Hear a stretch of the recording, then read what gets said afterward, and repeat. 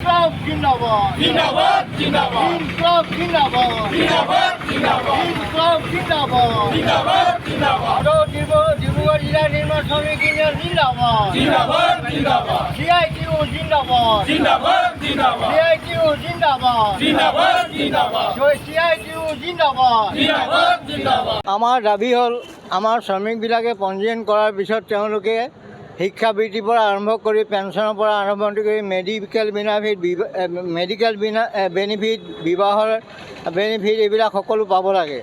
আজি বহু বছৰৰ পৰা বিবাহৰ দৰখাস্ত কৰিও আজিলৈকে আমাক দিয়া নাই। তাৰ পৰা আমাৰ ইয়াত কেঞ্চাৰ বেমাৰ, হাৰ্টৰ বেমাৰ আৰু কিডনী বেমাৰ এইবিলাকৰ এককালীন এটা সাহাৰ্য আছে, 1.5 লাখ টকাকৈ দিয়ে। সেই টকাটো আজিলৈকে আমাক আদায় দিয়া নাই। বহু কেঞ্চাৰ বেমাৰীৰ মাজত মৰিবও পাৰে, তাৰ কোনো ঠিক নাই। গতিকে আমাৰ দাবী হ'ল আমাৰ পাইপৰ যিটো আছে সেইবিলাক অতি সোনকালে চৰকাৰে আমাক দিব লাগে। আমাৰ কল্যাণ পৰিষদৰ বৰ্ডৰ পৰা দিবলগীয়া ধৰণ এইটো তেওঁলোকে দিব লাগে, আমাক দিয়া নাই। দ্বিতীয় কথা হ'ল আমাৰ যিবিলাক শিক্ষাবৃত্তি আছে, ল'ৰা ছোৱালী পঢ়ি আছে, বছৰ বছৰ শিক্ষাবৃত্তিবিলাক দিব লাগে। তেওঁলোকে 4 বছৰ, 5 বছৰ, 3 বছৰ পিছত দিয়ে। ল'ৰা ছোৱালীবিলাকে লিখা পঢ়াত অসুবিধা পাইছে। বহুতো দুখীয়া ল'ৰা ছোৱালী আছে।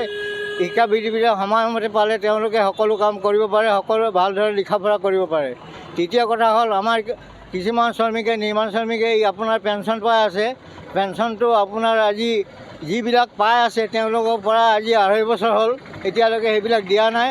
তেওঁলোকক সকলো ধৰণৰ আমি যোগাযোগ কৰাৰ পিছতো আজিলৈকে আমাক দিয়া নাই। সেই পেঞ্চনবিলাক আদায় নিদিয়াৰ কাৰণে কিছুমান শ্ৰমিকবিলাকে মনত দুখ ক্ষোভিত হৈ আছে।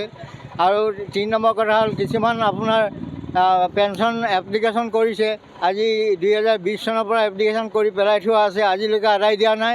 এই দাবীবিলাক লৈহে আমি আজি ইয়াত একত্ৰিত হৈছোঁ। যোৱা ডিচেম্বৰ মাহৰ 23 তাৰিখে আমি এই দাবী লৈ স্মাৰকপত্ৰ দিছিলোঁ লেবাৰ কমিশ্যনাৰ অফিচত, এছিষ্টেণ্ট লেবাৰ কমিশ্যনাৰ অফিচত। তেওঁলোকে পঠিয়ালে যদিও আজিলৈকে একো দিয়া নাই। গতিকে আজি আমি বাধ্য হৈ আজি আকৌ আমি ইয়াত এই আন্দোলন কৰিবলৈ, এই বিক্ষোভ কাৰ্য কৰিবলৈ আমি ইয়াত একগোট হৈছোঁ।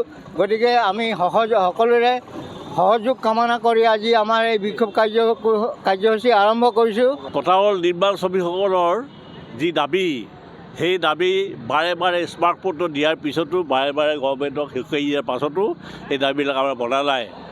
আমাৰ প্ৰথম কথা হ'ল যে আমাৰ চৰকাৰে 1%কৈ তেওঁলোকে পুঁজিপতিৰ পৰা, যিসকলে মালিক গোষ্ঠীৰ পৰা 1%কৈ তেওঁলোকৰ লাভৰ অংশ আমাৰ নিৰ্মাণ শ্ৰমিকৰ ফাণ্ডৰ কাৰণে দিছিলে। কিন্তু আচৰিত কথা যে এইবাৰ বাজেটত সেই পইচা নাদিলে।